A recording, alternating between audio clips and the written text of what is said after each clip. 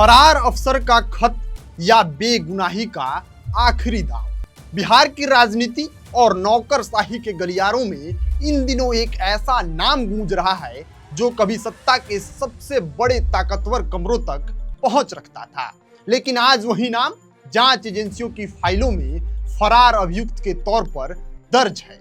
और अब जब स्पेशल विजिलेंस यूनिट की टीमें दरवाजे खटखटा रही हैं, जब सहयोगी एक एक कर जेल पहुंच चुके हैं, जब करोड़ों के टेंडर, दलाली और कथित कमीशन की कहानियां सुर्खियों में हैं, तब पूर्व आईपीएस अधिकारी संजीव हंस ने एक लंबा चौड़ा पत्र लिखकर कहा है, मेरा रिशु श्री से कोई लेना देना नहीं है, मुझे बेवजह फंसाया जा रहा है।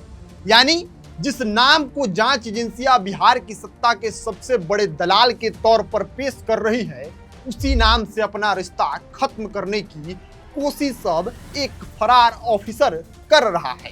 लेकिन सवाल यह है कि क्या यह सिर्फ एक सफाई है या फिर जांच की आंधी में बच निकलने की एक आखिरी कोशिश। आइए समझते हैं पूरा मामला क्या है। अब नमस्कार स्वीकार करिए, आप देख रहे हैं खबर पॉइंट, मैं हूं आपके साथ Shubham Upadhyay. Special vigilance unit यानी SVU इन दिनों कांड संख्या 05/2025 की जांच में जुटी है। इसी मामले में पूर्व आईपीएस अधिकारी संजीव हंस की तलाश की जा रही है। इस केस में पूर्व अधिकारी मुमुक्ष चौधरी, पूर्व चीफ इंजीनियर तारणी दास समेत कई लोगों की गिरफ्तारी हो चुकी है। जांच एजेंसी ने संजीव हंस के संभावित ठिकानों पर छापेमारी भी की, लेकिन अफसर साहब हाथ नहीं आए और अब फरारी के बीच उन्होंने निगरानी विभाग के अपर मुख्य सचिव और डीजी को एक पत्र भेजा है। पत्र में उन्होंने दावा किया कि जिस मामले में उन्हें अभियुक्त बनाया गया है उसमें उनका कोई हाथ ही नहीं है। संजीव हंस का कहना है कि उनके खिलाफ बिना प्रारंभिक जांच के प्राथमिकी दर्ज कर दी गई है और पूरी कार्रवाई तथ्यों के बजाय पूर्वाग्रहों पर आधारित है। यानी अफसर साहब का आरोप है पहले उन्हें आरोपी बनाया गया और बाद में सबूत तलाशे जा रहे हैं। लेकिन कहानी यही खत्म नहीं होती। अपने पत्र में संजीव हंस ने उस पूरी एफआईआर की बुनियाद पर ही सवाल खड़े कर दिए हैं। उन्होंने कहा, जिस मामले को आधार बनाकर नई प्राथमिकी दर्ज की गई है उसका मूल स्रोत ईडी की ECIR/PTZ/04/2024 है और उस जांच का आधार बना था रूपसपुर थाना कांड संख्या 18/2023। संजीव हंस का दावा है कि इस मामले को पटना हाई कोर्ट पहले ही निरस्त कर चुका है। इतना ही नहीं, उस आदेश के खिलाफ दाखिल अपील को सुप्रीम कोर्ट ने भी खारिज कर दिया था। अब उनका सवाल है कि जब मूल मामला ही न्यायालयों में टिक नहीं पाया तो उसी आधार पर नई एफआईआर कैसे दर्ज हो सकती है। यानी संजीव हंस यह संदेश देने की कोशिश कर रहे हैं कि पुरानी फाइलों की धूल झाड़कर नए आरोप गढ़े जा रहे हैं। लेकिन जांच एजेंसियों का दावा कुछ और है।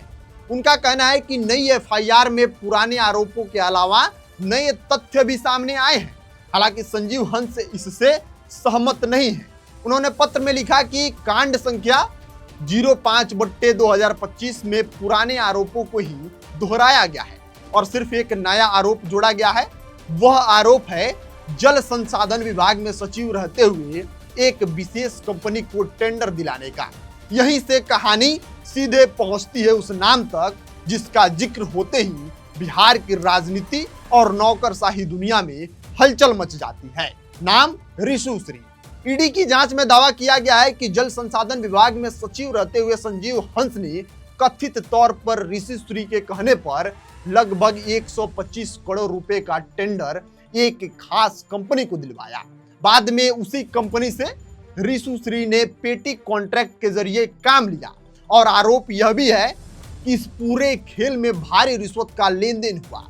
यानी आरोपों के मुताबिक टेंडर सरकारी था, फायदा निजी लोगों को था और कथित कमीशन की धाराएं कहीं और बह रही थी।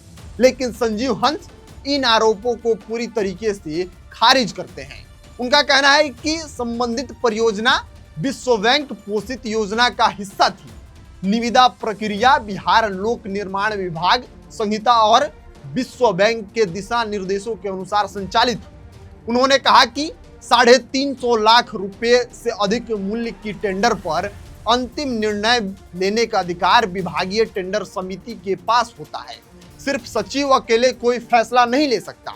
यानी उनका तर्क साफ है, अगर टेंडर में गड़बड़ी हुई है तो फिर सवाल सिर्फ एक व्यक्ति पर क्यों आ रहे हैं। उन्होंने यह भी कहा कि तकनीकी मूल्यांकन, वित्तीय बोली और अंतिम स्वीकृति कई स्तरों की समितियों और स्वयं विश्व बैंक की मौजूदगी के बाद हुई थी। ऐसे में किसी कंपनी को व्यक्तिगत लाभ पहुंचाने का आरोप उनके मुताबिक बिल्कुल निराधार है। अब आते हैं उस हिस्से पर जहां पैसे और खातों की चर्चा होती है। संजीव हंस ने कहा कि ईडी या अन्य एजेंसियों ने ऐसा कोई साक्ष्य पेश नहीं किया है जिससे यह साबित हो कि उन्हें निजी कंपनी से व्यक्तिगत लाभ मिला है। उन्होंने दावा किया कि कंपनियों के बीच होने वाले वित्तीय लेन देन को उनसे जोड़ना तथ्यात्मक रूप से गलत है। पत्र में उन्होंने उस आरोप को भी जवाब दिया है जिस कंपनी द्वारा सुनील सिंह के खाते में 20 लाख रुपए भेजे जाने की बात कही गई थी। संजीव हंस का कहना है कि उस अवधि में वे जल संसाधन विभाग में पदस्थापित ही नहीं थे और जिस खाते को कमीशन से जोड़ा जा रहा है वह निजी कंपनियों के बीच का लेन देन था।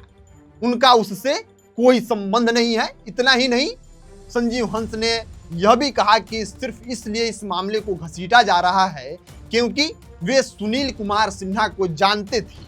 उनके मुताबिक किसी व्यक्ति को जानना और किसी वित्तीय लेन देन में शामिल होना दो अलग अलग बातें हैं।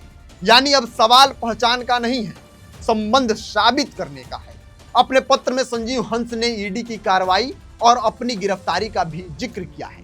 उन्होंने याद दिलाया कि ईडी के इस मामले में उन्हें गिरफ्तार भी किया गया था, लेकिन बाद में पटना हाईकोर्ट से उन्हें जमानत मिल गई थी। उनका दावा है कि न्यायालय ने अपने आदेश में कहा था कि उनके खिलाफ लगाए गए आरोप प्रथम दृष्टया सिद्ध नहीं होते और अब इसी आधार पर वे अपनी बेगुनाही का दावा मजबूत करने की कोशिश कर रहे हैं। पत्र के आखिर में संजीव हंस ने निष्पक्ष जांच की मांग की है। उन्होंने कहा कि उपलब्ध वास्तविक तथ्यों के आधार पर आरोपों की समीक्षा की जाए और वे जांच में पूरा सहयोग करने के लिए तैयार हैं। इस विवाद के बीच जन सुराज के नेता किशोर कुमार मुन्ना ने प्रेस कॉन्फ्रेंस करते हुए सम्राट चौधरी के सरकार को घेरते हुए आरोप लगाया कि आईएएस रैंक के अधिकारी आनंद किशोर और दीपक प्रकाश हैं, इनके ऊपर भी जांच होनी चाहिए। ये ऋषु श्री से भी भ्रष्ट अधिकारी हैं। अब देखना दिलचस्प होगा कि सरकार इनके बात को कितना सीरियस लेती है और जांच कराती है या नहीं। हालांकि यहाँ सबसे बड़ा सवाल यही है, अगर सरकार को सहयोग करने के लिए आप तैयार हैं तो फिर जांच एजेंसियां उन्हें फरार क्यों बता रही हैं?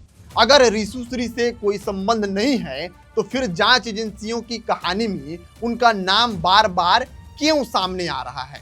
अगर टेंडर प्रक्रिया पूरी तरीके से पारदर्शिता थी तो फिर ईडी और एसबीयू की जांच आखिर किस दिशा में बढ़ रही है?